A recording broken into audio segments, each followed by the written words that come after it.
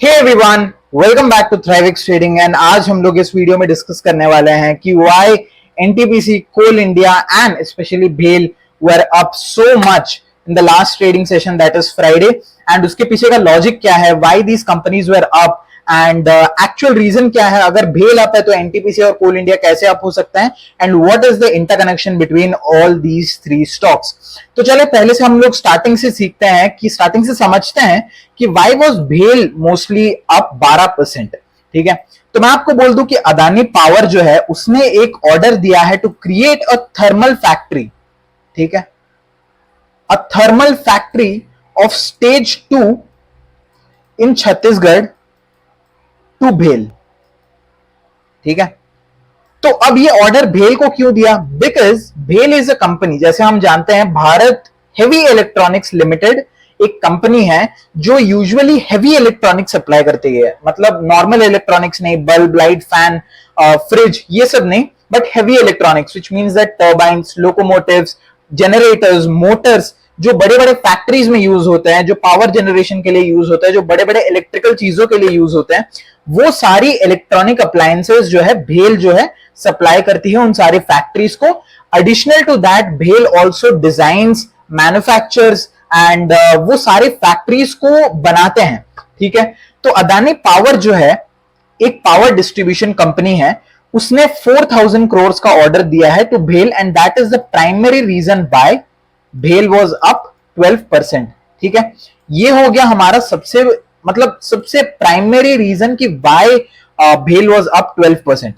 अब मेरा ये वीडियो का बनाने का मकसद ये है to make you understand that एक कंपनी का बेनिफिशियरी एक कंपनी नहीं होता है, एक ऑर्डर का बेनिफिशियरी, एक टेंडर का बेनिफिशियरी मल्टीपल कंपनीज भी हो सकती है। इसका एक छोटा सा एग्जांपल देके समझाता हूं। लेटेस्ट से आपके शहर में या आपके गांव में एक फैक्ट्री बन रही है, तो उसका एडवांटेज खाली उस कंपनी को नहीं है। पहली बात है उस फैक्ट्री से जो प्रोडक्ट्स निकलेंगे उसका एडवांटेज है। दूसरी बात है वो फैक्ट्री में जो लोग काम करेंगे वो आपके शहर से ही जाएंगे। तीसरी बात है वो फैक्ट्री में जो भी पैसा आएगा, जो भी इंडस्ट्रियलाइजेशन आएगा, वो आपके शहर को इंप्रूव करेगा, है ना। तो एक पर्टिकुलर टेंडर से जो है मल्टीपल बेनिफिट्स जैसे होते हैं, वैसे ही इस पर्टिकुलर एक प्रोजेक्ट से जो है अदानी पावर का और भेल के बीच, इसमें मल्टीपल बेनिफिशियरीज हैं, एनटीपीसी एंड कोल इंडिया। अब आप पूछोगे कैसे, तो मैं पहले आपको एक मॉडल समझा देता हूं कि ये सारी कंपनीज कैसे काम करती हैं, पावर डिस्ट्रीब्यूशन कैसे काम करता है इंडिया में। ठीक है, अगर मैं आपको बोलूं बेसिकली इंडिया में दो power distribution, power producing companies है, एक है एनटीपीसी और एक है एनएचपीसी। ठीक है, एनटीपीसी थर्मल पावर प्रोड्यूस करता है, एनएचपीसी जो है हाइड्रो पावर प्रोड्यूस करता है, जो कि हमारे पानी से निकलता है, जो कि हमारे डैम से बनता है, जो कि हमारे टर्बाइन से बनता है वाटर के प्रेशर के वजह से। एंड थर्मल पावर जो है वो कोल से बनता है। तो एनटीपीसी का जो भी पावर बनता है वो कोल से बनता है एंड वो कोल जो भी सप्लाई होता है एनटीपीसी को, वो पर्टिकुलरली सप्लाई करता है कोल इंडिया, है ना। तो ये हो गया हम लोग का प्रोडक्शन का पार्ट। अब इन सारी कंपनीज को जो है, लेट्स टेक, हमारे पास अभी है एनटीपीसी एंड एनएचपीसी, ये है प्रोड्यूसिंग कंपनीज।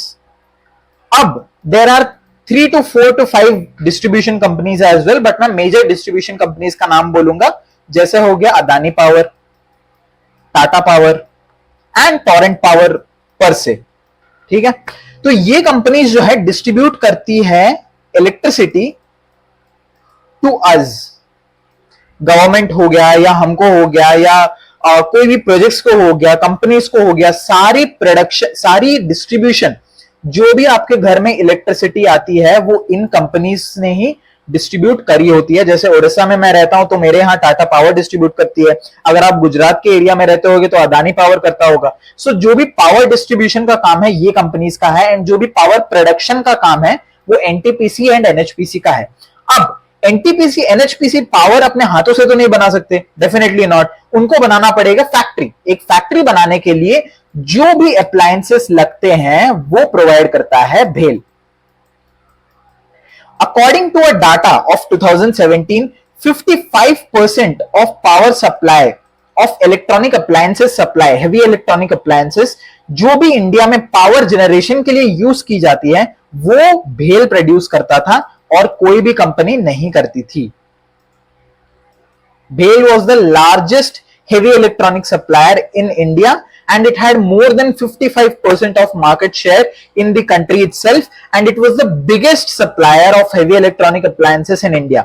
तो भेल जो है यूजुअली पावर फैक्ट्रीज बनाता है एनटीपीसी एंड एनएचपीसी के लिए। एनटीपीसी एंड एनएचपीसी जो है वो सप्लाई करते हैं power to these power distributors और वहां से आता है करंट हमारे पास। अब हम एक बार ये इंटायर सिनेरियो समझ ले तो हमको वो और इजी से समझ आ जाएगा कि what exactly happened. Adani power ने भेल को दिया ऑर्डर, भेल बनाता है फैक्ट्री एनटीपीसी के लिए, एनटीपीसी को प्रोड्यूस करता है Coal India. That is the simple equation, ठीक है ना। तो सिंपल इक्वेशन ये है एंड दैट इज व्हाई जब भेल को 4000 सीआर का ऑर्डर मिला, भेल तो अप था बट एनटीपीसी भी अप था बिकॉज एनटीपीसी भी ज्यादा पावर अब जनरेट करने वाली है, यानी कि उनका भी रेवेन्यू बढ़ने का चांस है। एक पर्टिकुलर फैक्ट्री अगर एनटीपीसी बना रही है और जनरेट कर रही है power, that means that they are going to expand their revenue definitely, because ज्यादा करंट जो है प्रोड्यूस होने वाला है। अब ज्यादा करंट प्रोड्यूस होने वाला है, ज्यादा थर्मल करंट प्रोड्यूस होने वाला है, इसका यह मतलब है कि कोल इंडिया ज्यादा कोल भी प्रोवाइड करेगा। सिंपल सा बात है। तो Coal India will provide more coal as well. तो जब कोल इंडिया ज्यादा कोल प्रोवाइड करेगा,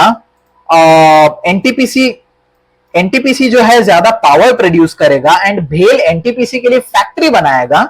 in this entire process Adani power की जो ऑर्डर है, this is not just a single beneficiary, इसमें खाली एक बेनिफिशियरी नहीं है, इसमें तीन बेनिफिशियरीज हैं and that is the reason why अगर आप कोल इंडिया देखो तो कोल इंडिया कल ऑलमोस्ट अप था 2.5%। देखिए ओपन हुआ था अराउंड 231 के पास and close around 237।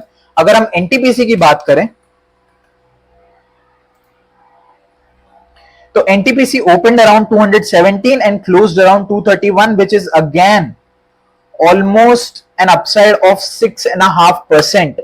And then again भेल was up 12%. और ये चीज भी जो है प्रॉफिटेबिलिटी या रेवेन्यू या जिसका ज्यादा एडवांटेज है उसी हिसाब से जो है स्टॉक्स भी मूव करते हैं, जिसका जितना बीटा होता है उसके हिसाब से मूव करते हैं। इस बात पे नहीं करते हैं कि एक कंपनी को अगर ऑर्डर बच गया है, दूसरी कंपनी भी है तो ये 12% अप है तो वो भी 12% अप होनी चाहिए, नहीं, इसमें बहुत सारे अदर फैक्टर्स होते हैं। बट तीन बेनिफिशियरीज थे and that is why all these three companies were up on the Friday because of one single order of 4000 CR। And I hope that this video आपको समझ आया होगा इस वीडियो से कि कैसे एक सिंगल कैटलिस्ट के साथ जो है हम अलग अलग स्टॉक्स को जो है ट्रेड कर सकते हैं, अलग अलग स्टॉक्स में ऑप्शंस देख सकते हैं, अलग अलग स्टॉक्स में अपॉर्चुनिटीज खोज सकते हैं।